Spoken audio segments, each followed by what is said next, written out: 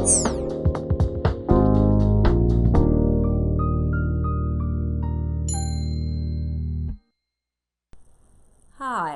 I'm Payne. I'd like to have a little chat about my new book, Emotional Poverty in All Demographics. And the book looks like this, and published it last year, but it's really to help principals, teachers, educators deal with all the emotional outbursts that are happening in their campus and their building right now. And for secondary, it's to help also identify who's going to kill, okay? And some tools to prevent that from happening, or preventative. But one of the things we're going to look at is the book has several chapters, and I designed it to help us understand why we are having so much anxiety, why there's so much anger, avoidance, and emotional angst in buildings now. And one of the things that people are reporting back to me quite a bit is difficult to get to instructional issues for all the emotional issues they're dealing with. And number two, it is very difficult to address emotional issues as discipline issues, and that's what people are trying to do, and it's not working very well. Also, I'm getting a lot of reports like this. Well, we had trauma-informed care workshops, but we still don't know what to do. And so this book is really a look at, okay, here's why it's happening, here's the strategies you can use in your classroom. They're quick strategies, they don't take much money. One of the things that's in the research I think is fascinating is it's very hard to change behavior, but it's very easy to change the motivation for the behavior. So there's strategies in there about how to do that. But the chapters are, the first chapter is, or the first definition that might be important is, what is emotional poverty? And you're not going to find it in the DSM-5, which is the Bible of mental health. You know, if it's not listed in there, you can't have it. But this really looks at 4 things that comprise emotional poverty. 1, when the brain is actually unintegrated and unregulated. And secondly, when the person is in an external environment that is all about less than and separate from. The 3rd one is when their inner self is underdeveloped. And the 4th one is when they are bonding and attachment style is insecure. Now, I use the clinical research. It's all there. It's all research-based. It's just a translation of here's what it means in the classroom and here's what you do about it. But the first chapter, we look at an unintegrated, unregulated brain. It's actually a physical thing when a kid explodes.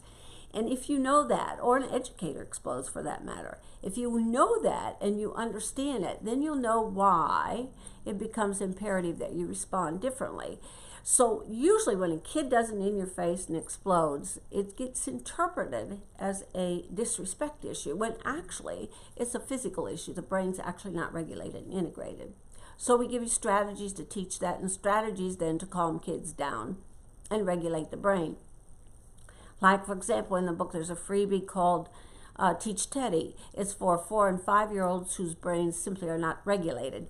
And in the last 2 years in schools in the United States, more 4- and 5-year-olds have been put in alternative placement than any other grade level. Okay, so you have to teach regulation. If you go on our website, www.ahaprocess.com/Teddy, there's a download you can get for free that you can, every child has a teddy bear. You teach it to them. Every day, one lesson, they give this teddy bear a sticker. And what that does is that it allows them then to teach regulation to themselves by teaching it to a teddy bear, okay? And if they have difficulty during the day, they download it, or they work on another lesson that you've downloaded. One of the fastest ways to calm kids down is water, okay? 10 to 12 ounces of water, because what water does is it metabolizes cortisol.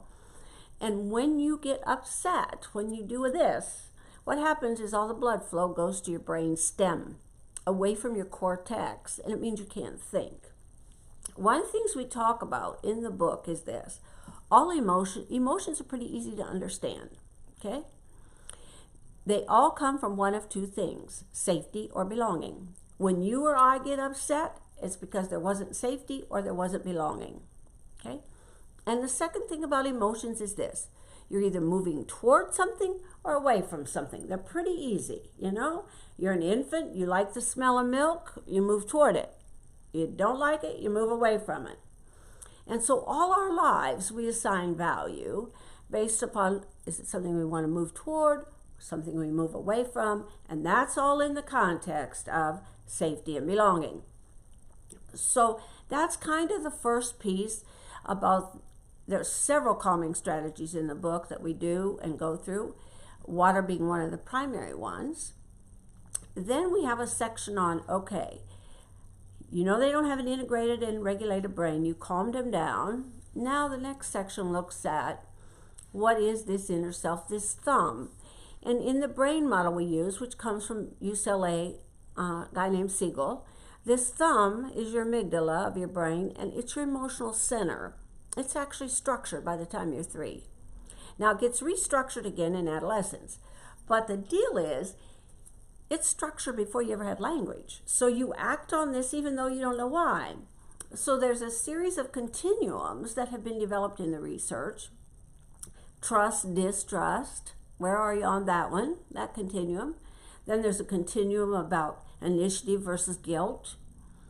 Then there's a continuum about autonomy versus shame. And once you look at where a child falls on those, then you begin to understand, oh, well, if on trust, distrust, they didn't develop much trust, either for the people or the environment they were in, then that's going to impact how they view authority the rest of their lives. So how are you going to address that issue? Because every school I'm in has students who do not like authority and don't trust it. So how do you work with that one? Okay, that's in the book. Then chapter 3, we look at issues around the difference between why discipline strategies work with some students and not with others, okay? So in the last chapter, we talked about the motivation and good behavior, how you get that. Then we talk about why do strategies, discipline work with some kids and not others.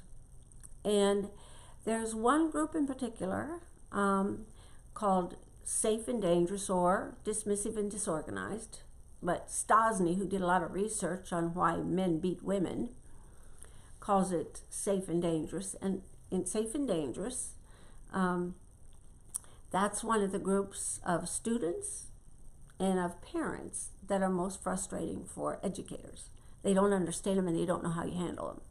And we talk about that in the book. Then there's a chapter in there on all the kinds of experiences that create less than and separate from racism to sexual orientation, to moving a lot, mobility, to being a foster child, to the death of a parent, to all the ways that social media and bullying, all the ways that external environments attempt to make you less than and separate from, and how you begin through a process of validation to change that, to motivate good behavior. We look at then how you predict where your shooters are going to come from in a technique called emotional triage. Then we have a whole chapter on male and female brains. And let me just say this. One of the things that's fascinating about male brains is that, and keep in mind, this is 90% of male brains, 90% of female brains. It doesn't have to do with genitalia, okay? But male brains have more blood flow within the hemispheres, and females have more blood flow across the hemispheres. Well, if you look at it, the right hemisphere has to do with emotion and the left hemisphere has to do with language. And it's one of the reasons that because females have more blood flow across, it's much easier for them to talk about their emotions. For males, it's much harder typically, okay? When a female brain has an emotional hit, they want to, within 2 minutes, their whole brain knows it in the MRI brain scans, and the first thing they want to do is cry and talk. But when a male brain has an emotional hit, it's in the base of the right hemisphere, and on the average, it takes 3 to 5 hours before the information gets throughout their brain, typically. And when they have an emotional hit, they want to be left alone and be silent. Two very different responses. And in the school business, we tend to penalize males who don't talk. We don't penalize females if they cry and talk, but males who sit there, don't talk, then we say they're recalcitrant, defiant, uncooperative. They just take more processing time. So there's several things in the book about that. Then in chapter 6, we look at the adults in the situation, the educators themselves, and the emotional realities they bring to the classroom. Because the adults bring in emotional realities too. And we look at the stages of adult development. Adults go through predictable stages of development just like kids do, okay? And 35 to 45 is the most dangerous time to be an adult. More adults twist off during that age frame than any other, okay? So there's things that happen in your 20s, your 30s, your 40s, your 50s, your 60s. And if you know about those, it makes it much easier to function as a team and to function as an administrator. Like, for example, a friend of mine who's a principal, he had a teacher in her 20s get mad at a teacher in her 40s. And the teacher in her 20s said, well, I'm just going to defriend you on Facebook. And the teacher in her 40s went, ooh, that makes my heart go pitter-patter. Now, if you'd known anything about it, friendships are important in your 20s. In your 40s, not everybody's going to like you. You know that, and you're pretty okay with that, okay? And so understanding how these kinds of issues surface in the building and what they come in the classroom and the kind of emotional noise they create is very beneficial in helping keep a safer building. Emotional noise, the way I explain it to audiences is this. Before holidays and after holidays, there's just more emotional noise. Like sometimes people call it restlessness, but it's emotional noise. And if you know that, then you can begin to know how to intervene and change that. Chapter 7 looks at other issues that create emotional issues for individuals. The ACE score. We look at issues around mental illness briefly. Affluence brings its own set of challenges. And we also look at how you as the adult can identify your emotional triggers if you wish to do so and change that. And we look at the fact that the bonding and attachment style you had doesn't mean you have to keep it for all your life.